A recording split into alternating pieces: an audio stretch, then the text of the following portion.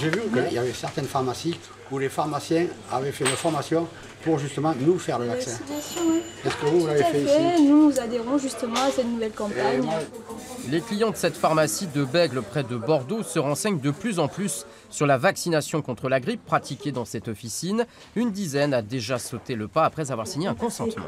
Aller chez le médecin, lui faire perdre son temps alors qu'il a peut-être autre chose à faire que de faire un vaccin, je pense que le pharmacien est habilité à faire un vaccin. La vaccination antigrippale est notamment recommandée pour les plus de 65 ans. Les patients atteints de certaines maladies chroniques, telles que le diabète, l'insuffisance cardiaque ou respiratoire. Et nouveauté cette année pour les femmes enceintes et les personnes souffrant d'obésité morbide.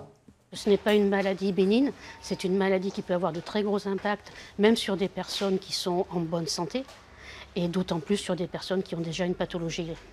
Donc c'est vraiment important de se faire vacciner. Pour chaque vaccination effectuée, le pharmacien habilité perçoit 6,30 € par l'Agence régionale de santé. En Nouvelle-Aquitaine, plus de 2600 pharmaciens sont déjà agréés pour vacciner contre la grippe. C'est 10% de plus que l'an dernier. Ils doivent suivre une journée de formation puisque la théorie est acquise pendant les études sur la vaccination, mais il y a le côté pratique d'injection qu'il faut acquérir.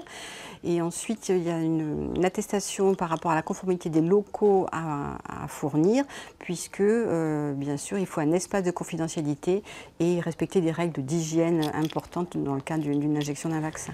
L'an dernier, l'épidémie de grippe s'était terminée mi-avril. Elle avait fait 13 000 morts en France, soit 1400 de moins que l'année précédente.